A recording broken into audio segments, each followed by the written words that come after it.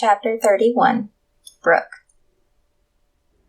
Our bags were packed yet again, this time even lighter than the last. I knew Millie would be sad, but I hoped she wouldn't be as broken as I was. I thought we had a home, a forever kind of home.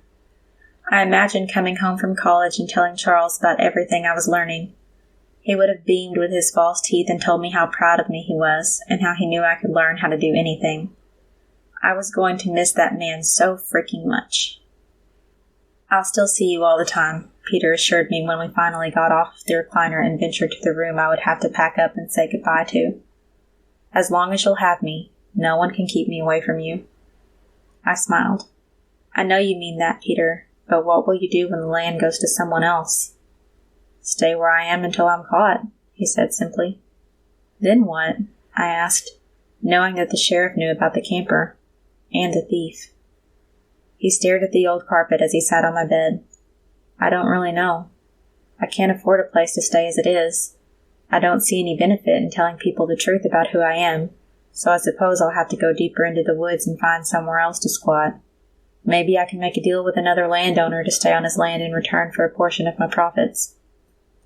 "At least you don't have to worry about foster care," I said, tidying up the room. I didn't know why I was cleaning, but it felt good to do something and keep my body in motion. "Why are you so worried about foster care?" he asked. His question was genuine, his voice kind. "When I was younger, my mom got caught doing drugs. I don't know what she was doing, but she was arrested, and they couldn't get a hold of Gran, so I spent the night in foster care. I guess the woman wanted to help me, but the man didn't. He was angry that I was there for some reason, and they fought. Loudly. I even think I heard him hit her, but I didn't see any bruises on her the next day, so I'm not sure. Either way, I was alone and scared out of my mind. I couldn't sleep. I just laid there and cried until my body gave out, terrified that he would come in there and hit me too, or kick me out on the streets." I had never told anyone that before, not even the social worker or Gran. They knew I was traumatized by it, but I refused to answer any of their questions about why, even when they made me go to counseling afterward. I was so scared he would find out and come attack me at Gran's new apartment. Peter sat perfectly still and listened to every word, but I avoided his gaze. It probably sounds stupid. It's not like I was abused or anything, and it was only one night. I know other people have had it much worse, with their own parents and with strangers, I said. The story held so much weight in my head, but when I finally spoke it for the first time, it didn't sound as terrible. "It's not stupid," he said. "You were young and afraid. It hurt you, and that matters." "It scared me mostly," I admitted. "It was so scary to be in a new house with new people who felt unsafe. I was so glad to see Gran that next day. She stayed with me from that moment until the day she died. And when Millie came along, she never knew anything else. Gran was always a constant in her life. If it were just me, I could handle it no matter where they put me. I could stomach anything until I graduated this year, or work to get emancipated. But I have Millie to think about. I have nightmares about her waking up in a stranger's house, alone and afraid because people are screaming, fighting, and hitting each other. I can't let that happen to her." "The officer said she wouldn't be alone," Peter said. "He said he would try to get you guys in a placement together." "Of course he said that. He was trying to console a hysterical, grief-stricken girl. You should have seen me come unglued on him when he first broke the news to me." He smiled. "I would have liked to see that. You're really tough, you know that?" I finally sank onto the bed beside him. "I don't feel tough. I feel battered and bruised." "Tough people usually are," he said. I smiled and took his hand. "Speaking of tough people, how's your shoulder?" "I'm fine," he said, but I could tell it hurt him. It made me want to find Charles's bow and do some hunting of my own. After I learned to use it, of course. "Stop plotting revenge. I'm seriously okay," he said, kissing my forehead and smiling. I leaned into his kiss to make it last a moment longer. "Peter?" I asked, regretting the question before it ever came out. "Yeah?" "Never mind," I said, hoping he would forget about it and we could move on. I had no such luck. He kept my face with his hand. "What is it, Brooke? You can tell me anything." "It's, actually a question," I said, feeling more unsure than I ever had. He was going to say no, and it would break me. He smiled. Okay then, you can ask me anything. You know that, Brooke. What is it? Taking a deep breath, I made my terrifying request. Peter, would you stay with me?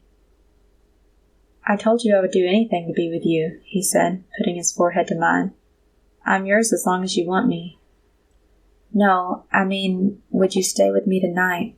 Here, I asked. My voice was shaky and nervous. His face shifted slightly upward to look at me, confused. I bit my lip. I know it's a lot to ask, but I need you. I've lost everything else, and Millie is gone. Please stay with me. Please. I could see the war going on in his green eyes, as green as the forest he wanted to return to. He felt safe there. He didn't know if he could ever feel safe inside, even if it was with me. He was going to say no. I should have never asked.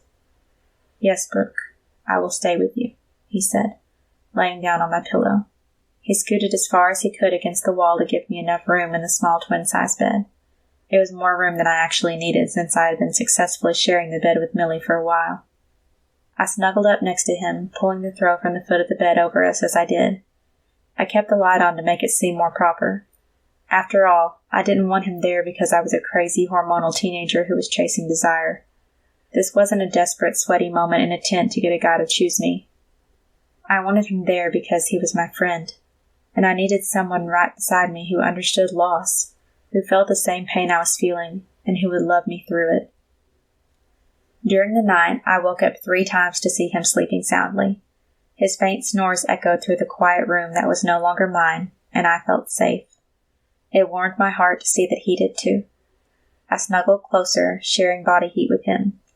Every piece of our clothes was on, but I had never felt so intimate with anyone before in my entire life. I held Millie's hand as we sat in the social worker's office, waiting to meet our foster parents. You're taking this well, I said to her, quietly in case anyone was listening from outside the door. She shrugged. How else can I be? I've got to do it, and as long as you're with me, it's going to be okay. Her trust was heavy on my shoulders, but I was proud to carry it.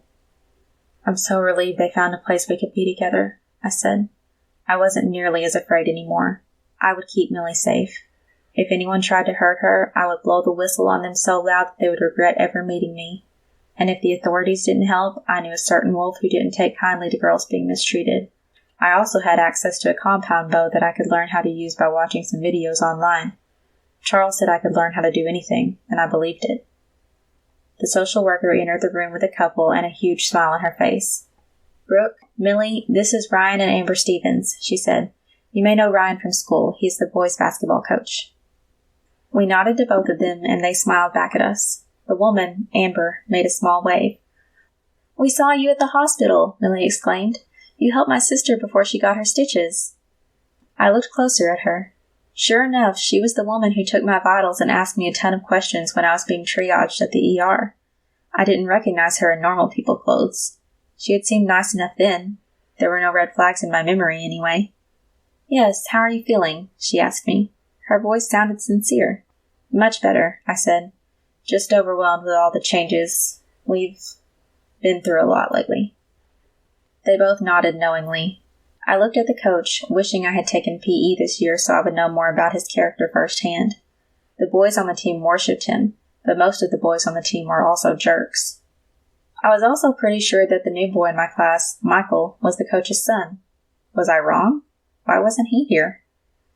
The Stevens have recently completed everything necessary to be foster parents, the social worker explained, trying to give us their resume. So you'll be their first foster placement, but they are parents themselves. They have a son named Michael. I hadn't spoken to Michael before, but I didn't have great connotations with him. Since he was on the basketball team, he had fallen into hanging out with Jeff and Elliot this year. Seeing as Jeff and I weren't on speaking terms since school started, I'd never officially met Michael. Now I'd be living with him. If he chose friends like Jeff, who was a selfish cheater, and Elliot, who dealt drugs, what did that say about him? I grimaced but tried to keep it concealed. What if Jeff came over to hang out with him and we had to sit through dinner together at the same table? You probably know Michael, Ryan said, bringing me away from my anxiety about the future. He's a senior at Midnight Springs Academy, too.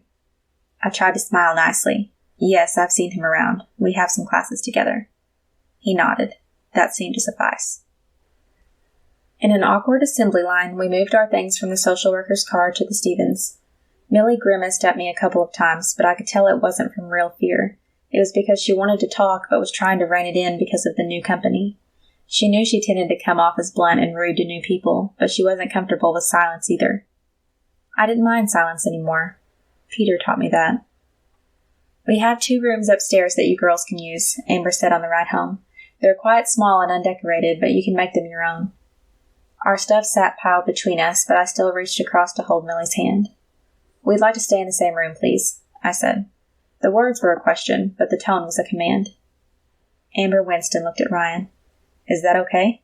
They have to have so many square feet of living space each per state regulations. He shrugged. They will. We won't use the room for anything else. Both are theirs to do with whatever they want, I guess. I was liking them more by the second. We might as well take that wall down then, Amber thought aloud. We could turn it into one big room for them again. He groaned and side-eyed her while driving. Amber Marie Stevens, you just made me put that wall up this summer when we moved in. It was not even 2 months ago. She grinned and looked back at us. At least we know it isn't load-bearing. He shook his head. Michael and I will knock it down this weekend. If we get started early Saturday morning, we can have it done in a day. Thank you, she said, resting her hand on his arm. He side-eyed her again. The next time you want a wall in there, the answer is no. We will be buying a partition, like I wanted to do in the first place. Fair enough, she said, smiling at us again. We both smiled back. They seemed fine. They seemed normal. Surely their son would be normal too, regardless of his choice in friends. We were going to be okay. More importantly, Millie was going to be okay.